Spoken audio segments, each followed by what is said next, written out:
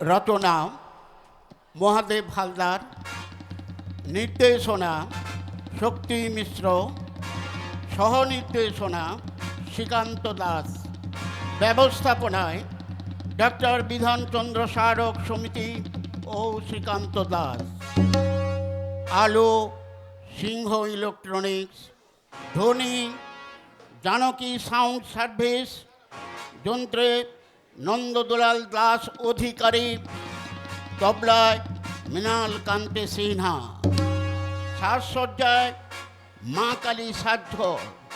কৃতজ্ঞতা স্বীকার ডাক্তার শিবশঙ্কর মাইতি, শ্রী সলিল বেরা, রাধাগঞ্জ বাজার কমিটি, রামকৃষ্ণগঞ্জ বাজারের স্বত্বাধিকারীগণ ও অন্যান্য শুভানুধ্যায়ী ব্যক্তিগণ। শুরু করছি সম্পূর্ণ সামাজিক নাটক। তোমার কাছে শিখেছি যে মানবতার ব্রত, শত ব্যথায় চলব তবু চলব নদীর মতো। নিহত পথিক, নিহত পথিক, নিহত পথিক।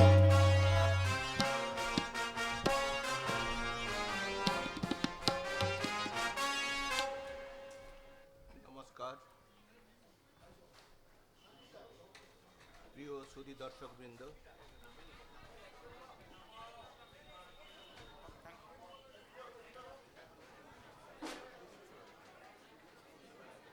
একটু এগিয়ে। নমস্কার প্রিয় সুধী দর্শকবৃন্দ, আমার লেখা নাটক নিহত পথিক মঞ্চস্থ হতে চলেছে বিধানচন্দ্র স্মারক সমিতির রজত জয়ন্তী বর্ষের সাংস্কৃতিক অনুষ্ঠান।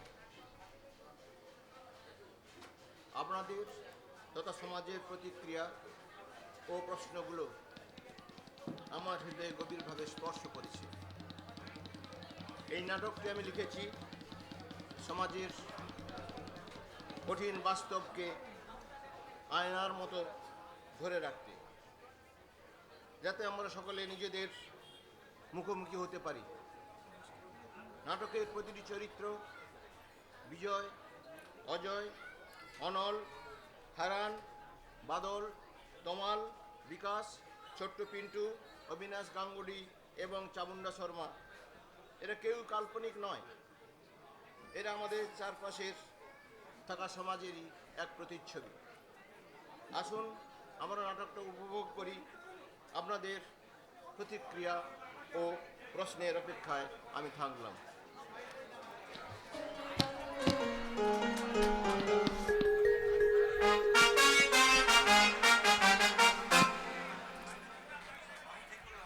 ওং নমঃ শিবায় শান্তায় কারণত্রয় হে তবে নিবেদয়ামি চাত্মানং তং গুরু পরমেশ্বর। অজয়, অজয়, অজয়। প্রতিদিন অফিস যাওয়ার সময় কোনো না কোনো অজুহাতে আমাকে বিরক্ত করাটা তোমার একটা স্বভাবে দাঁড়িয়ে গেছে। কি বলছিস তুই? তা নয় তো কি? তোকে আমি বিরক্ত করছি? আরে তুমি কি ভেবেছো তোমার সমস্ত দেনা আমি শোধ করব? আরে দেনা শোধ করবার সামর্থ্য আমার যদি থাকতো তোর কাছে অনুরোধ করতাম না রে ভাই। তুমি তো বলেই খালাস। আমি ভেবে পাচ্ছি না এত টাকা তুমি কি করলে। আমি তো আমার নিজের জন্য কিছু করিনি ভাই, তোকে লেখাপড়া শেখাতে গিয়েই। আমাকে লেখাপড়া শেখাতে গিয়ে? আমাকে লেখাপড়া শেখাতে গিয়ে তোমার কত টাকা খরচ হয়েছে শুনি দাদা? হিসেব চাইছিস? হিসেব চাওয়াটা নিশ্চয়ই আমার অন্যায় নয়। আমি তো হিসেব রাখিনি ভাই, আমি শুধু আমার কর্তব্যটুকুন করেছি। তাছাড়া সীমার বিয়েতেও বেশ কিছু টাকা ধার দেনা করতে হয়েছে। এত টাকা খরচ করে বোনের বিয়ে দেবার কি দরকার ছিল দাদা? কি বলছিস তুই? সীমা আমাদের একমাত্র বোন, তার সুখের ঘর বেঁধে দেওয়া আমাদের কর্তব্য না? যে তার নিজের ওজন বোঝে চলে না, সে শুধু অপদার্থ নয়, মহামূর্খ। অজয়, আমাকে তুই আমার শেষ কথা জানিয়ে দিচ্ছি দাদা, সীমার বিয়ে তুমি আমার সঙ্গে কোনো পরামর্শ করোনি। অতএব এই দেনার দায়িত্ব আমি কিন্তু নিতে পারবো না।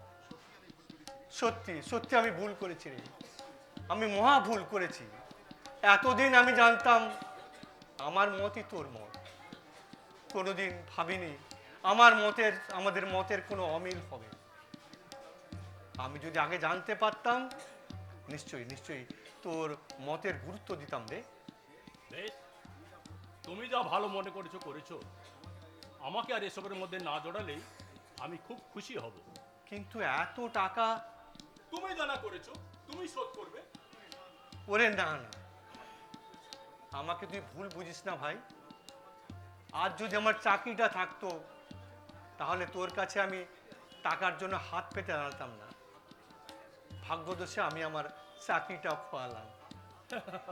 ভাগ্যের দোষ দিয়ে কোনো লাভ নেই দাদা।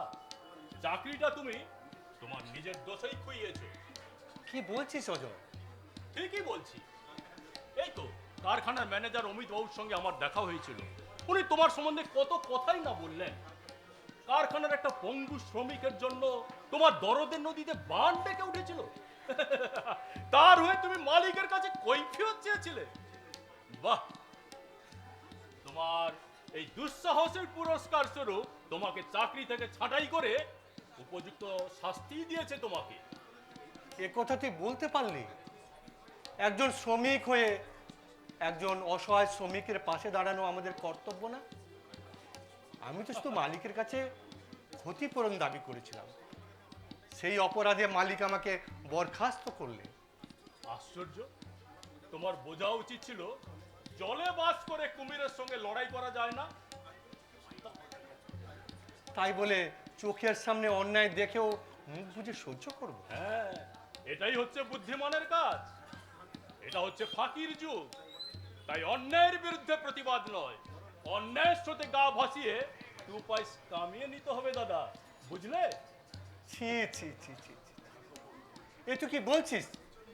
এর জন্যই কি আমি কারখানায় কঠোর পরিশ্রম করে তোকে লেখাপড়া শিখিয়েছিলাম? ওরে ওরে না না, এ কথা তোর মুখে শোভা পায় না। জানি না কোন অশুভ শিক্ষা তোর মনের মধ্যে প্রবেশ করে তোকে বিপথে চালিত করছে। তবে একটা কথা মনে রাখিস ভাই, পবিত্রতার মধ্যে আছে পরম শান্তি, যা মানুষকে সুন্দর থেকে সুন্দরতর করে তোলে। চুপ করো, তোমার ওই লেকচার শোনার মতো ধৈর্য আমার নেই। আমি গায়ে পড়া উপদেশ মোটেই পছন্দ করি না। আমি তোর দাদা, তোর ভালোর জন্যই বলছি রে। আমার ভালো মন্দ নিয়ে তোমাকে ভাবতে হবে না, আমি যথেষ্ট সাবালক হয়েছি। অতএব তোমার দেখানো পথে আমি আর চলতে বাধ্য নই। আমি আমার ইচ্ছে মতো পথেই চলবো। তাতে যদি তুমি বাধা হয়ে দাঁড়াও, সেই বাধা আমি দু পায়ে মারিয়ে এগিয়ে যাব। হ্যাঁ হ্যাঁ, আমাকে এগিয়ে যেতে হবে, আমাকে আমার লক্ষ্যস্থানে পৌঁছতেই হবে, পৌঁছতেই হবে, পৌঁছতেই হবে আমাকে। ওরে ওরে, আমি কি শুনলাম? অজয়, অজয় আমার স্নেহের অজয় আজ আমাকে, না না, আমি আমি আমি ভুল শুনিনি তো। সত্যি সত্যি কি আমি জেগে আছি, না ঘুমিয়ে ঘুমিয়ে স্বপ্ন দেখছি? আমার আমার স্বপ্নের মূর্ত প্রতীক, হায় রে আশা, আশা, আমার সমস্ত আশা আজ হতাশার জলে ভেসে গেছে। আশা শুধু মায়া, মরিচিকা, ব্যর্থতা আর আর হতাশার বুক ভরা হাহাকার। দিন তো গেল, সন্ধ্যা হলো, পার করো আমারে। দিনের বার্তা পারের করি করি, তো গেল সন্ধ্যা হলো, পার করো আমারে। অবাক কাণ্ড! তুমি কাঁদছো কেন হে বিজয়? কই কই না তো, আমি শুধু শুধু কাঁদতে যাব কেন? আমার তো কোনো দুঃখ নেই। অবাক কাণ্ড! আমি যে তোমার কথা শুনে একেবারে আকাশ থেকে পড়লাম। তাহলে কি আগুন এখনো জ্বলে উঠেনি। আগুন? হ্যাঁ হ্যাঁ, জ্বলবে জ্বলবে, দাউ দাউ করে জ্বলে উঠবে। আর জানি সেই আগুনে আমার সমস্ত আশাকাঙ্ক্ষা পুড়ে ছাই হয়ে যাবে। একদম একদম খাঁটি কথা বলেছো হে, একদম খাঁটি কথা বলেছো। অবাক কাণ্ড, এর মধ্যে এতটুকু মিথ্যে নেই। আপনি মানুষকে কাঁদিয়ে বড় আনন্দ পান, তাই না? অবাক কাণ্ড, আমি? হ্যাঁ হ্যাঁ, আপনি কোনোদিনই আমাদের সুখ সহ্য করতে পারেন না।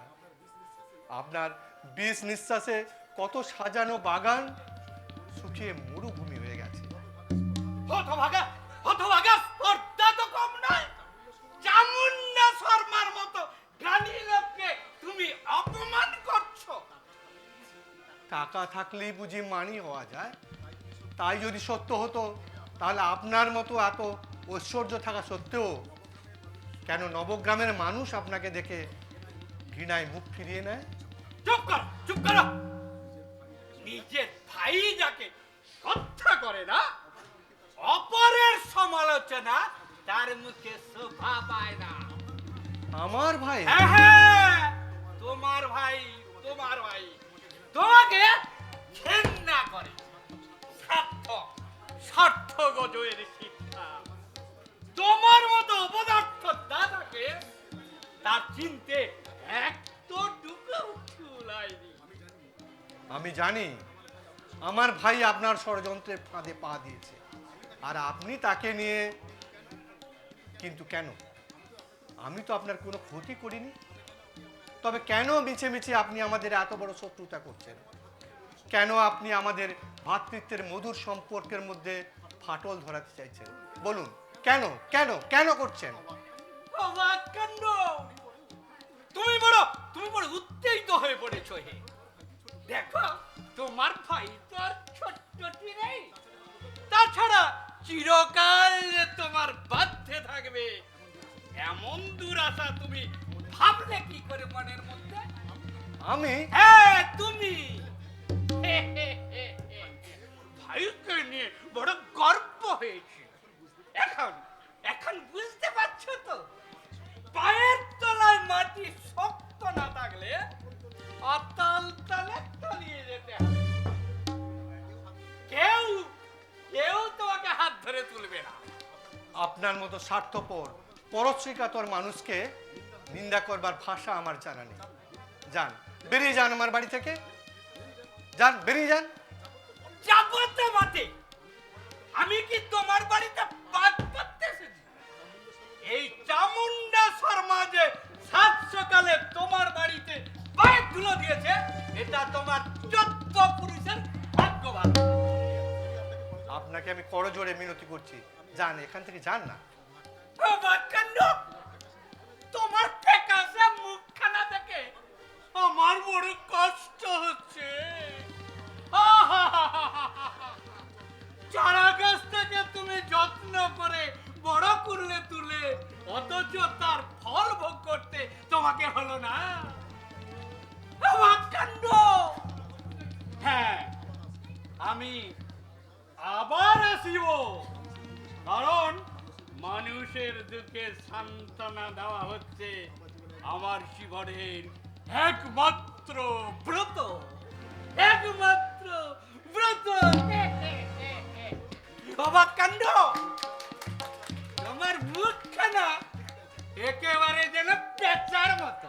হ্যাঁ হ্যাঁ, লক্ষ্মী পেঁচা নয়, একেবারে যেন কাল পেঁচা। কি অদ্ভুত মানুষ এই চামুন্ডা শর্মা। টাকার গদিতে বসে দুঃখী মানুষকে দুপায়ে মারিয়ে চলতে চায়, আর গরিবের চোখের জল ওর কাছে হাসির ফোয়ারা। হাসির ফোয়ারা। একজন কাঁদবে আর একজন হাসবে, এটাই তো পৃথিবীর নিয়ম দাদা।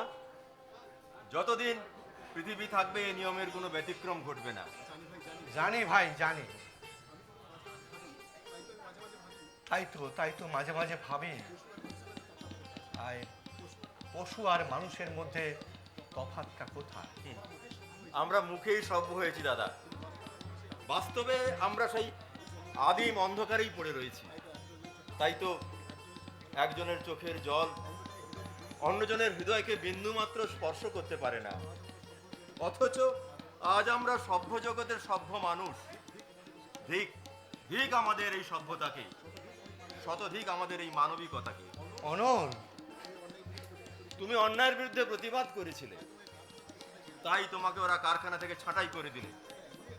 এটা এমনই একটা যুগ দাদা, যেখানে অন্যায়কারী সগর্বে মাথা উঁচু করে বেড়ায়, আর যারা অন্যায়ের বিরুদ্ধে প্রতিবাদ করে তাদেরকে নৈরাশ্যের অন্ধকারে মাথা কুটে মরতে হয়। ওসব কথা থাক ভাই, থাক। এবার তুই তোর কথা বল। আমার কথা? ছবির এক্সিবিশনে যোগ দিতে কাল তোকে কলকাতা যেতে হবে। আমার মন বলছে তোর ছবি দেখে গুণীজনেরা প্রশংসায় পঞ্চমুখ হয়ে উঠবে, লোকের মুখে মুখে তোর নাম ফিরবে, সবাই অবাক বিস্ময়ে ভাববে গাঁয়ের এক শিল্পী। দাদা, কি রে, তোর চোখে জল কেন ভাই? কি কি কি হয়েছে রে? স্বপ্ন আর বাস্তব এক নয় দাদা, দুটোর মধ্যে অনেক অনেক তফাৎ। তুই স্বপ্ন কোনোদিন ফুল হয়ে ফুটবে না দাদা। সব নদী যেমন সাগরে মেশার স্বপ্ন নিয়ে এগিয়ে গিয়েও মরুভূমিতে পড়ে তার গতিরুদ্ধ হয়ে যায়, আমার স্বপ্নও তেমনি বাস্তবের কঠিন আঘাতে ভেঙে চুরমার হয়ে গেছে দাদা, চুরমার হয়ে গেছে। না পাওয়ার যন্ত্রণা আমাকে আমাকে কুড়িয়ে করে নিঃশেষ করে দিচ্ছে দাদা। এসব এসব কি বলছিস তুই? বাস্তবের কঠিন রুক্ষ ভূমিতে দাঁড়িয়ে আমি এই চরম সত্যটা আবিষ্কার করেছি দাদা। এ যুগে গুণের কোনো কদর নেই, অর্থের মাপকাঠিতেই মানুষের বিচার হয়। তাই তো কর্তৃপক্ষ আমার মুখের উপর জবাব দিয়ে দিলে আমার মতো গায়ের অখ্যাত শিল্পীকে তারা সুযোগ দিতে অক্ষম। সে কি, শুধু গায়ের ছেলে বলে এত বড় অপমান? আজকে যারা শিল্পী হিসাবে এত নামের অধিকারী হয়েছে তাদের বেশিরভাগই তো গায়ের ছেলে। মাটির গন্ধে মাতোয়ারা হয়ে রং তুলি আর মনের মাধুরী মিশিয়ে তারা প্রকৃতিকে সুন্দরভাবে পরিবেশন করে মানুষের মন জয় করেছে। অথচ আজকে তারা দেখ কিরকম সত্য সুন্দরকে অস্বীকার করতে চায়। যে যুগের যে রীতি দাদা, তাই আমি ঠিক করেছি রং তুলির সঙ্গে সম্পর্ক ছিন্ন করে আবার আমি শুরু করব নতুন জীবন। বলি না না, এত সহজে ভেঙে পড়িস না। শিল্পীর চলার পথ এত সহজ সরল, তোকে অনেক বাধার পাহাড় অতিক্রম করে এগিয়ে যেতে হবে। আমার মন বলছে তুই একদিন বড় হবি, অনেক বড় হবি। দাদা, স্বপ্নের কাজল চোখে পড়ে আমি আর স্বপ্ন দেখবো না দাদা। মিথ্যে মরীচিকার পেছনে ছুটে কি লাভ বলতে পারো দাদা? তোমার চাকরি নেই, মেজদা চাকরি পাওয়ার পরে কেমন যেন বদলে গেছে। সংসারের সহজ সরল সূত্রটা যেন দিন দিন কেমন জটিল হয়ে যাচ্ছে। তাই ঝড় উঠে তোমার সাজানো সংসার তছনছ করে দেওয়ার আগে আমাকে একটা কিছু করতেই হবে দাদা। খবরদার খবরদার খবরদার, তুই ওসব আজে বাজে চিন্তা করিস না। আমি তো এখনো বেঁচে আছি, সংসারের ভাবনা আমি ভাববো। যদি কোনো ঝড় ঝাপটা আসে আমি সামাল দেবো। তোকে এখন ওসব নিয়ে মাথা ঘামাতে হবে না। কিন্তু দাদা, না না, আমি তোর কোনো কথাই শুনতে চাই না। তোকে বড় শিল্পী হতেই হবে। একদিন তোর নাম মানুষের মুখে মুখে ফিরবে, সবাই বলবে অনল চৌধুরীর মতো শিল্পী হয় না।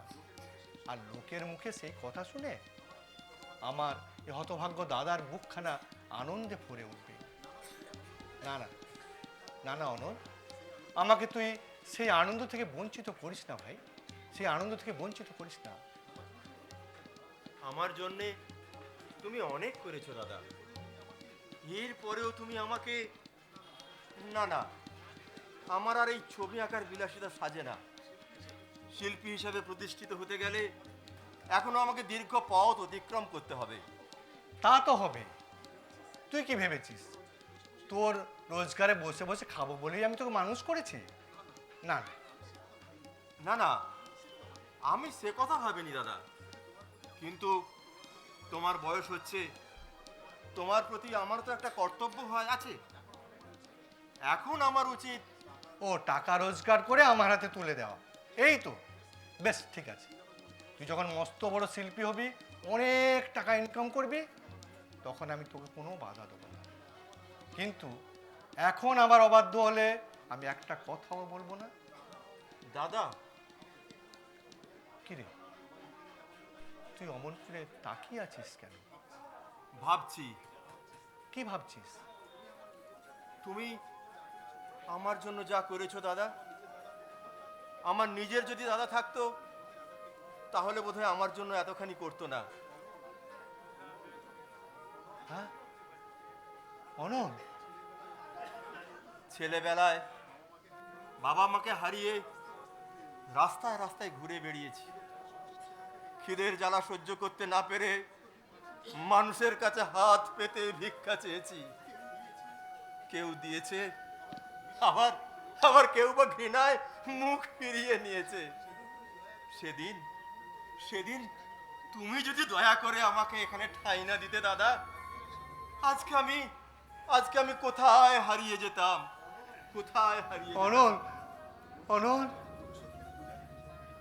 মনুষ্যত্বের পূজারি তুমি, তাই সেদিন এই পিতৃ মাতৃহারা অনাথ শিশুকে সস্নেহে বুকে টেনে নিয়েছিলে। আজ পর্যন্ত একদিনের জন্য তুমি আমার বাবা মায়ের অভাব বুঝতে দাওনি। লোকের কাছে পরিচয় দিয়েছো আমি তোমার ছোট ভাই। তোমার স্নেহের সুধা আকণ্ঠ পান করে এই অধমের জীবন ধন্য হয়েছে দাদা। তোমার এই ঋণ আমি কেমন করে শোধ করতে পারি বলতে পারো দাদা? অনল, আয়, কাছে আয় ভাই, কাছে আয়। দাদা, ধর, আমি যদি পঙ্গু হয়ে কোনোদিন বিছানায় পড়ে থাকি, তুই সেদিন দেখবি তো